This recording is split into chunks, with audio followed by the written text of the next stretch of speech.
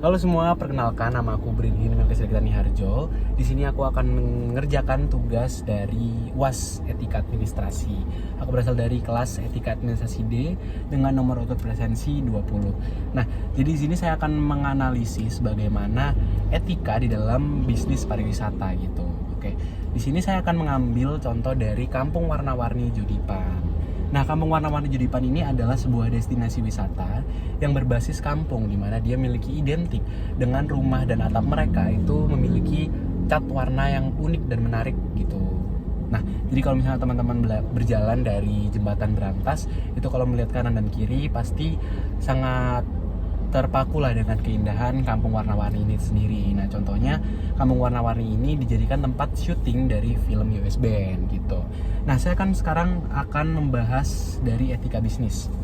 Nah, etika bisnis ini akan balik lagi tentang ekonomi ya. Jadi warga di sana, warga lokal tuh merasa mereka mengalami ketimpangan dalam keuntungan, pembagian keuntungan dari pengelola wisata tersebut. Jadi solusinya sebenarnya harus adanya transparansi gitu, agar para warga lokal itu bisa tahu mereka dapat keuntungannya seberapa dan adil dan merata gitu antara pengelola dan pihak warga lokal seperti itu. Nah, selanjutnya adalah etika digital. Etika digital ini lebih ke kayak banyak sekali UMKM itu mereka mengkomersilkan produk mereka melalui Kampung Warna-Warni ini sendiri. Jadi mereka melanggar etika digital karena mereka mendapatkan keuntungan dari produk-produk mereka yang mereka ambil shootnya di Kampung Warna-Warni, sedangkan Kampung Warna-Warni itu tidak mendapatkan komisi di balik itu. Jadi sebenarnya solusinya Kampung Warna-Warni itu lebih tegas dalam pembuatan SOP terhadap etika digital ini agar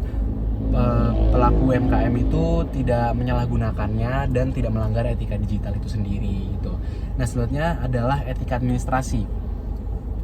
Nah, etika administrasi ini lebih ke banyak sekali pengusaha kecil di sana yang belum terdata secara formal dan resmi, yang itu mengakibatkan mereka tidak mendapatkan hak dan perlakuan yang sama gitu. Nah, jadi solusinya tuh pemerintah di sana dan pengelola itu lebih terstruktur untuk mengawasi dan mendata pengusaha kecil di sana agar hak dan perlakuan itu bisa sama dan berkala gitu pengecekannya seperti itu.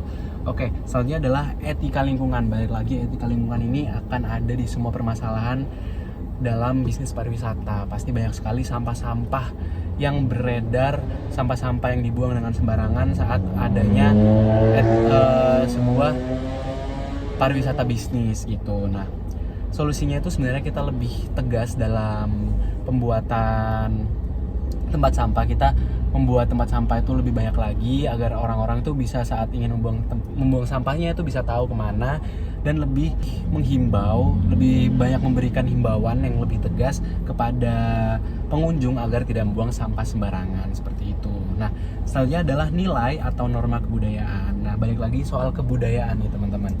Jadi banyak sekali spot-spot kebudayaan yang ada di Kampung Warna-Warni dan itu hanya dijadikan sebagai tempat foto. Contoh misalnya saya datang ke sana, saya foto di depan topeng-topeng Malangan, tapi saya tidak tahu nih ini bagaimana sejarahnya dan bagaimana kebudayaan di sana itu berjalan gitu.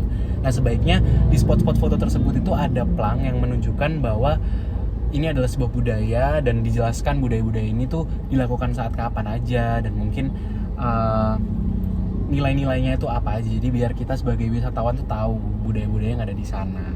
Jadi kesimpulannya sebenarnya Kampung Warna-Warni adalah sebuah destinasi wisata atau contoh kepariwisataan yang sangat kreatif gitu, karena mereka bisa memanfaatkan sebuah rumah gitu menjadi sebuah destinasi wisata. Jadi unik gitu, daya tariknya fresh dan baru gitu. Tapi di lain sisi mereka tuh memerlukan sekali kolaborasi antar warga, pengelola dan pemerintah untuk mengatasi ketimpangan, lalu menjaga keberlanjutannya dan tetap menjunjung tinggi etika dalam pembangunan wisata itu sendiri. Baiklah, mungkin itu yang bisa saya sampaikan untuk tugas kali ini. Terima kasih.